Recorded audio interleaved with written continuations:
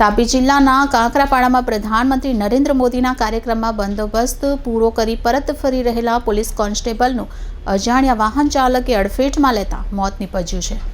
વડાપ્રધાન નરેન્દ્ર મોદી 22 ફેબ્રુઆરીએ ગુજરાત મુલાકાતે આવ્યા હતા। આ મુલાકાત દરમિયાન તેઓ અમદાવાદ, નવસારી અને મહેસાણાના વિવિધ કાર્યક્રમોમાં હાજરી આપી હતી તેમજ ગુજરાતને વિકાસ કામોની ભેટ આપી છે। વડાપ્રધાન નરેન્દ્ર મોદી તાપી જિલ્લાની મુલાકાતે પણ પહોંચ્યા હતા, જ્યાં તેઓ કાકરાપાર ખાતે બનેલા 700 મેગાવોટના 2 પ્લાન્ટ દેશને સમર્પિત કર્યા હતા।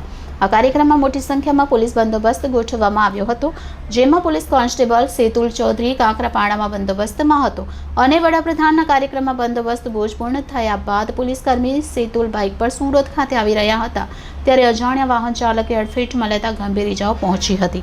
ત્યારે પોલીસ કર્મચારીને સેતુલને સારવાર અર્થે સિવિલ હોસ્પિટલ ખાતે લાવ્યા હતા, જ્યાં ટૂંકી સારવાર બાદ પોલીસ કર્મચારીનું મોત નીપજતા પરિવાર સહિત સાથી પોલીસ કર્મચારીઓ શોકમાં ગરકાવ થયા હતા। પોલીસ કર્મચારી સેતુલ ચૌધરી સુરત શહેર પોલીસ હેડક્વાર્ટરમાં ફરજ બજાવતા હતા।